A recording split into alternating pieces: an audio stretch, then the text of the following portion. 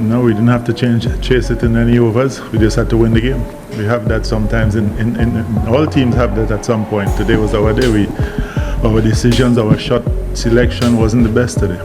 জাকের শামীমকে দিয়ে সম্ভব না, ফিনিশিংয়ে ২৬, ওপেনিংয়ে সৌম্য, এ কি বললেন ফিল সিমন্স। বাংলাদেশ আবারও ব্যর্থ ব্যাটিংয়ে। ওয়েস্ট ইন্ডিজের কাছে সিরিজ হেরেছে বাংলাদেশ। প্রথম ম্যাচে ২৫ রানে হার আর দ্বিতীয় ম্যাচে ১৪ রানে পরাজয়। প্রশ্ন উঠছে, এই দল নিয়ে কি আসলেই জেতা সম্ভব? প্রথম ম্যাচে টপ অর্ডার ব্যর্থ, কিন্তু দ্বিতীয় ম্যাচে তারা ফিরে পেয়েছিল ছন্দ। তবুও ফিনিশিংয়ে আবারও বড় ভরাডুবি। ব্যাটিং অর্ডারের শেষ দিক যেন পুরোপুরি ফ্লপ। জাকের আলী, শামীম পাটোয়ারি কেউই দলের জন্য গুরুত্বপূর্ণ রান তুলতে পারেননি। কোনোভাবে ফিনিশিং হচ্ছে না। বোলিংয়ে বাংলাদেশ ভালো করলেও ব্যাটিংয়ে দলটি যেন একদম পিছিয়ে পড়ছে। ওপেনিংয়ে ইনফর্ম সাইফ হাসান ধারাবাহিকভাবে ব্যর্থ, আর ফিনিশিং অর্ডারে জাকের আর শামীমের ব্যাট থেকেও আসছে না কোনো জবাব। এই অবস্থায় এবার মুখ খুললেন বাংলাদেশ দলের consultant Phil Simmons.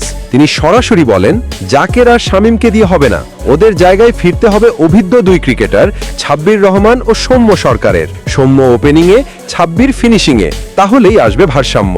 Phil Simmons আরও জানান, দলের আত্মবিশ্বাস ফেরাতে অভিজ্ঞদের ফেরানো জরুরি, না হলে এই ফরম্যাটে টিকে থাকা কঠিন। ক্রিকেট বিশ্লেষকরা বলছেন, সৌম্যের আগ্রাসী ওপেনিং আর ছাব্বিরের ম্যাচ ফিনিশিং হতে পারে বাংলাদেশ দলের হারানো অস্ত্র।